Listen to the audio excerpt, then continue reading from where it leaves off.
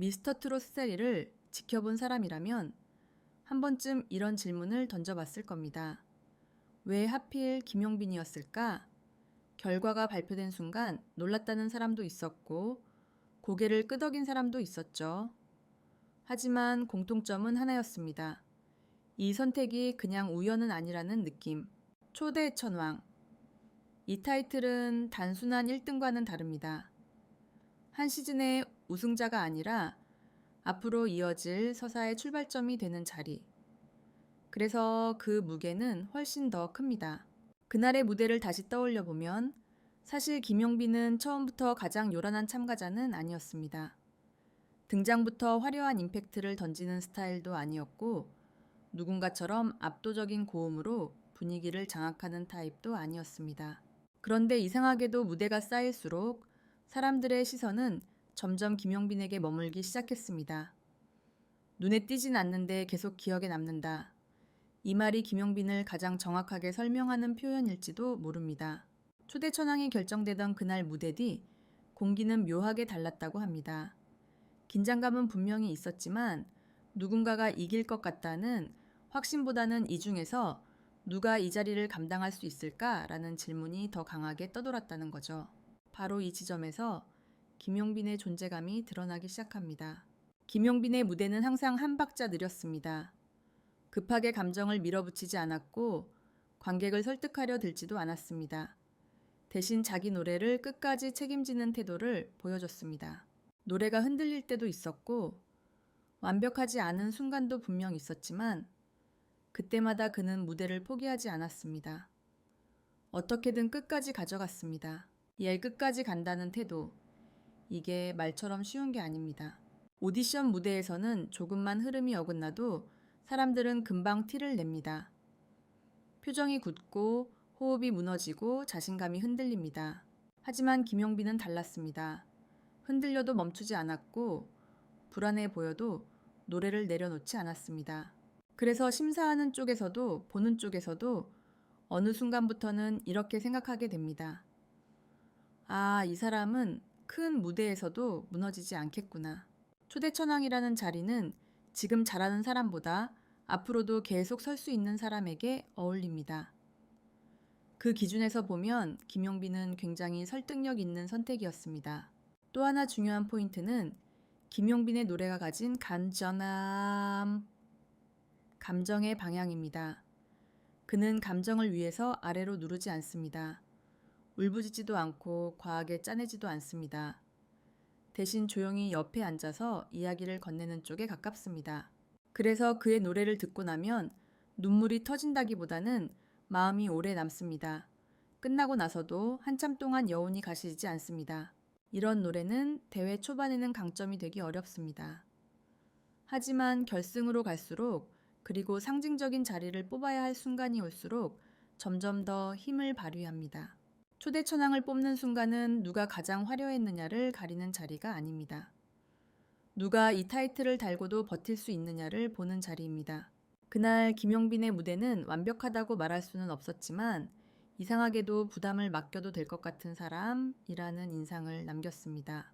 그리고 이 인상은 하루 이틀 만들어지는 게 아닙니다. 그가 지나온 무대들, 그가 선택한 노래들, 그가 무대 위에서 보여준 태도들이 조금씩 쌓여서 만들어진 결과였습니다. 그래서 결과가 발표됐을 때 완전히 예상 밖이라고 말하기는 어려웠습니다. 놀란 사람도 있었지만 생각해보면 그럴만했다는 반응이 빠르게 따라붙은 이유입니다. 이제 질문은 조금 바뀝니다. 왜 김용빈이었을까?에서 김용빈이 아니면 이 자리를 누가 감당할 수 있었을까로 말이죠. 다음 파트에서는 그날 결정적인 순간에 작용했던 요소들, 그리고 심사 기준의 변화, 김용빈이 초대라는 단어와 왜 잘 어울리는지에 대해 더 깊이 파고들어 보겠습니다. 파트 1에서는 왜 김용빈이었을까라는 질문을 중심으로 초대 천왕이 결정되던 날의 분위기와 김용빈이 가진 기본적인 존재감에 대해 이야기했습니다.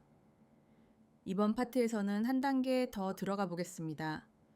결정적인 순간은 언제였는지, 그리고 심사 기준이 왜 김용빈 쪽으로 기울 수밖에 없었는지를 구체적으로 짚어보려 합니다. 많은 사람들이 오디션 프로그램을 볼 때 이런 착각을 합니다. 마지막 무대 하나로 모든 게 결정된다. 물론 마지막 무대가 중요하지 않다는 뜻은 아닙니다. 하지만 초대천왕처럼 상징성이 큰 타이틀은 단 한 번의 무대보다 누적된 판단에 더 가깝습니다. 심사위원들은 마지막 순간에 점수를 매기지만 그 점수는 이미 이전 무대들에서 마음속에 쌓아온 평가 위에 놓입니다. 그리고 김용빈은 이 누적 평가에서 굉장히 강한 위치에 있었습니다. 그 이유 중 하나는 기복이 크지 않았다는 점입니다. 미스터 트롯 스테이를 통틀어 보면 순간적으로 폭발적인 무대를 보여준 참가자들은 여럿 있었습니다. 고음에서 환호를 이끌어낸 무대 편곡으로 승부수를 던진 무대 감정 과잉으로 눈물을 쏟게 만든 무대도 있었죠. 하지만 그런 무대들은 동시에 이런 위험도 안고 있습니다. 다음에는 뭘 보여줄 수 있을까? 기대치가 급격히 올라가고 그 기대를 넘지 못하면 실망도 커집니다.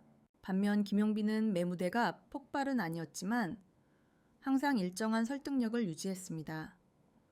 잘한 날과 아주 잘한 날의 차이는 있었지만 못했다는 평가를 받을 만한 순간은 거의 없었습니다. 이 안정감은 초대천왕이라는 자리에 매우 중요한 요소입니다. 왜냐하면 초대천왕은 한 시즌의 하이라이트로 끝나는 사람이 아니라 앞으로 이어질 상징이기 때문입니다. 기복이 큰 인물보다는 꾸준히 기준이 될 수 있는 인물이 필요합니다. 두 번째로 중요한 포인트는 김용빈이 심사 기준의 변화에 가장 잘 적응한 참가자였다는 점입니다. 미스터 트롯의 후반으로 갈수록 심사위원들의 평가 기준은 분명히 달라졌습니다. 단순히 노래를 얼마나 잘 부르느냐에서 이 사람이 어떤 가수를 하려는지로 옮겨갔습니다. 여기서 많은 참가자들이 갈림길에 섰습니다. 기존에 잘 먹히던 방식으로 계속 가느냐, 아니면 방향을 바꾸느냐. 김용빈은 이 변화에 가장 자연스럽게 대응했습니다. 억지로 콘셉트를 바꾸지 않았고 갑자기 다른 사람이 되지도 않았습니다. 대신 자기 색을 더 선명하게 만들었습니다. 노래 선택도 그렇고 무대에서의 태도도 그렇고 나는 이런 가수다 라는 메시지가 점점 또렷해졌습니다. 이건 심사하는 입장에서 굉장히 중요합니다. 사람이 아니라 가수를 선택해야 하는 순간이 오기 때문입니다. 초대천왕을 뽑는다는 건 지금까지의 경연을 정리하는 동시에 앞으로의 방향을 제시하는 일이기도 합니다. 그래서 심사위원들은 자연스럽게 이런 질문을 던졌을 가능성이 큽니다. 이 사람에게 초대라는 단어를 붙였을 때 어색하지 않은가? 이 사람이 다음 이야기의 시작점이 될 수 있는가? 김용빈은 이 질문에 비교적 명확한 답을 주는 참가자였습니다. 세 번째 결정적 요소는 무대 밖에서의 태도입니다. 오디션 프로그램에서는 카메라에 잡히는 순간뿐 아니라 잡히지 않는 순간들도 중요합니다. 리허설 대기실 다른 참가자를 대하는 태도. 이 모든 게 제작진과 심사위원의 눈에 들어옵니다. 김용빈은 이 부분에서도 큰 흔들림이 없었던 것으로 알려져 있습니다. 과도하게 욕심을 드러내지도 않았고 결과에 따라 감정 기복을 크게 보이지도 않았습니다. 항상 한 발 물러나 있는 듯하지만 정작 무대에서는 자기 몫을 해내는 타입. 이런 태도는 초대천왕이라는 이름과 잘 어울립니다. 앞에 나서서 끌고 가기보다는 뒤에서 기준을 만들어주는 존재. 그리고 마지막으로 결정적인 순간에 작용했을 가능성이 가장 큰 요소. 바로 서사입니다. 김용빈의 서사는 극적으로 만들어진 이야기가 아닙니다. 눈물과 반전으로 포장된 드라마도 아닙니다. 대신 한 사람의 시간이 차곡차곡 쌓인 이야기입니다. 잘 안 되는 길이어도 끝까지 간다. 길치라도 괜찮다. 이 말들이 단순한 문구가 아니라 그의 무대 태도와 정확히 맞아떨어졌습니다. 심사위원 입장에서 보면 이건 굉장히 설득력 있는 메시지입니다. 말과 행동이 일치하는 참가자. 설명하지 않아도 납득되는 스토리. 그래서 초대천왕이 결정되는 순간 점수표 위에서만 싸움이 벌어진 게 아니라 이야기와 태도 방향성까지 함께 저울에 올려졌을 가능성이 큽니다. 결과적으로 보면 김용빈은 어느 한 가지가 압도적으로 뛰어났다기보다는 모든 요소가 고르게 맞아떨어진 참가자였습니다. 그리고 초대천왕이라는 자리는 바로 그런 사람에게 가장 잘 어울리는 자리입니다. 다음 파트에서는 이 선택이 김용빈 개인에게 어떤 의미를 갖는지, 그리고 초대천왕이라는 타이틀이 앞으로 어떤 부담과 가능성을 동시에 안겨줄지에 대해 이야기해 보겠습니다.